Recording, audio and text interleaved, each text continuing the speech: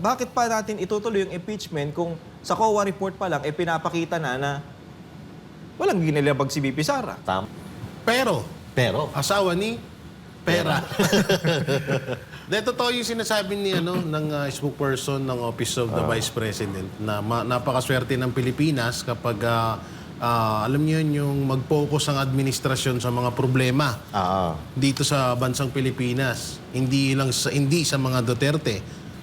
Magandang halimbawa niyan katulad na lang ng 4 billion na confidential fund ng Office of the President.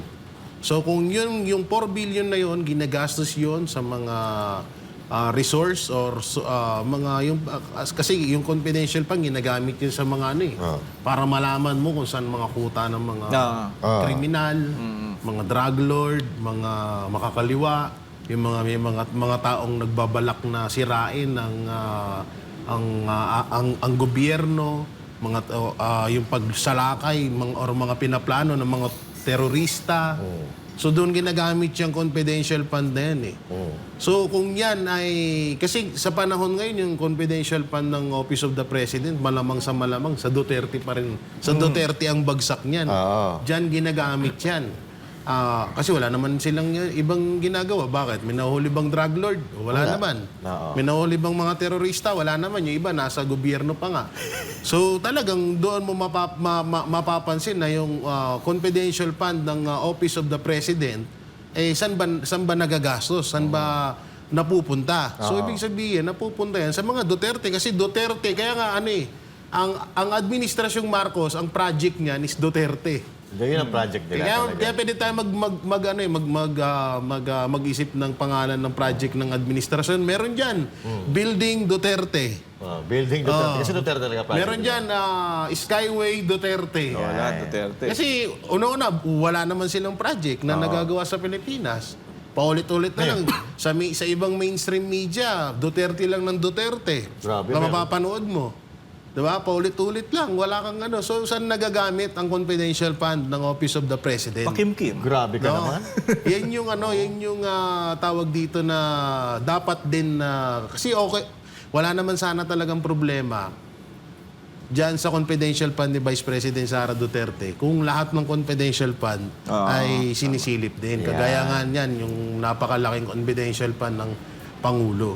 So, yung sinabi ni spokesperson, anong pangalan? Nakalimutan Ruth ko. Castelo. Si Ma'am Castelo. Napakaganda sana kung magpo-focus ang administrasyong Marcos sa problema ng Pilipinas. Kaso, ang nangyayari kasi, ang problema talaga sila mismo. Tapos masama pa niyan, hindi nila kayang solusyonan yun. Hindi, mahirap. Parang RJ. Ito kasi, maiksi lang. Sabi nga nila, you can solve the problem if you are the problem. Yun. Hindi mo solve ang problema kung ikaw ang problema. Pero mali ka doon kanina sa sinabi mo na wala nagagawa si Marcos. Nakita mo ba yung mga picture niya, yung mga nag-groundbreaking, nagtanim-tanim ng mapalapalas yung gano'n. Pero ang trabaho niya, binubutas niya yung mga kalsada. Butas-butas ang kalsada. Ay tatawag doon groundbreaking. Hindi ako masyadong update. Galing kasi akong bundok. Ano bang bago niyang ginawa ngayon? Ay, nag-groundbreaking siya, yung mga building na pinatatayo, na kasama na rin doon yung pagbubungkal sa mga kalsada. Kasi tingnan mo yung mga kalsada, lubak-lubak. So may picture siya na nagagano'n siya. Anong purpose? Pang-sona, tapos yung ibig sabihin, may nagagawa na building, gano'n. Kasi pagka di ba, pag mag-groundbreaking ka, may papel dyan na maghuhukay ka, tapos ilulubog mo yung papel na gano'n, tatakpan mo. Tatakpan mo. Yan, groundbreaking ang tawag doon. Pero ibig kong sabihin, maliban doon sa pag-groundbreaking, parang ang trabaho nila ay bungkalin yung mga kalsada. Bungkalin yung mga kalsada. Tapos iwan na nakatiwang. Yun ang mga trabaho ni Bongbong Marcos ngayon. Kasi doon sa amin, sa probinsya, partner, ang daming kalsada nakatiwang. Kaya ngayon ko pumunta doon Sinasabi ko sa'yo. Paring RJ, nung nakaraan kasi gusto ko pumunta doon. Talagang totoo. Maraming nakatiwangwang na marami. Kahit di sa amin. Ang daming mga nakatiwangwang na mga project na. Nagugulat ka. Bubutasin ngayon, bukas iiwan. Tapos babalik ka sa susunod na buwan. Oo, babalik. Buti sana ilang kung buwan. balikan pa. Tapos traffic Yan na. ang problema. Oo. Mahirap talaga. Kaya ang magagaling yung mga bus driver dun sa papuntang Bicol. Ay, oo, Talagang iiwasan nila yung mga yung mga May pagpano butas-butas Oo. Magaling talaga, may iwasan nila yan. At alam mo, dito napansin ko lang iba yung iba yung route sa Ayun iba ang- yung route sa Claire Yun ang sasabihin ko Diba? sana. Oh. Sige. No, iba Natan mo. Kasi alam mo yung yung pag nagsalita yung may utak, Oo. talagang alam mo diretso Factual Tsaka Sa issue tsaka hindi siya paligoy-ligoy. Direct to the point. Kung ano yung dapat sabihin, yun talaga dapat. Oo. Unlike Claire, talagang ikot-ikot. Hindi po natin kasama yan. Hindi kasama yun sa sinabi natin.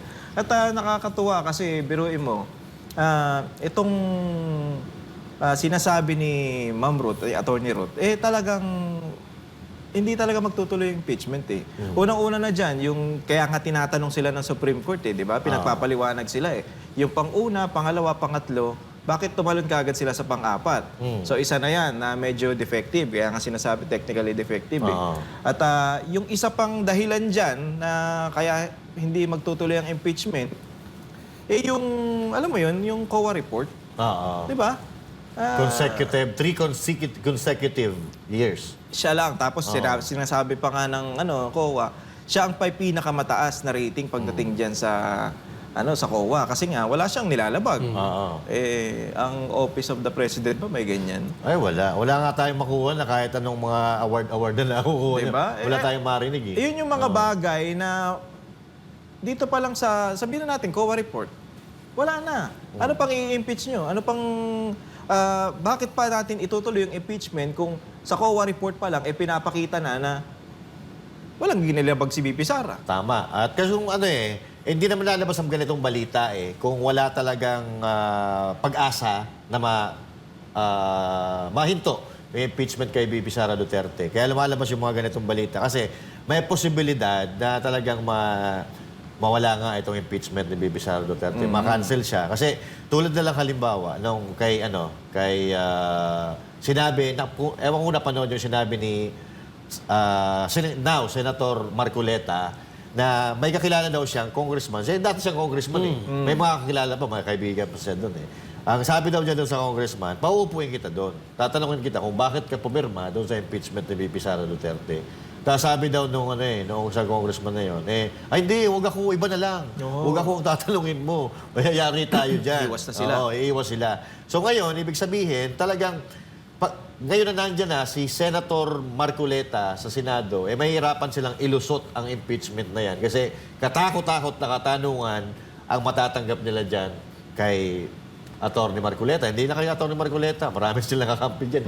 Tsaka wala namang problema kung itutuloy nila yung impeachment. Wala problema sa atin. No? Sige, maganda nga yan para magkalabasan Pero dito pa lang sa mga ebidensya na to na nakikita natin, Supreme Court nagsalita na nga, nagsabi na nga at yung COA, wala na talagang pag-asa. Gusto nating matuloy dahil nga sa bloodbath para magkaalaman tayo kung sino talaga yung mga alam mo yun, sino talaga yung may mga ginagawang katarantaduhan sa gobyerno.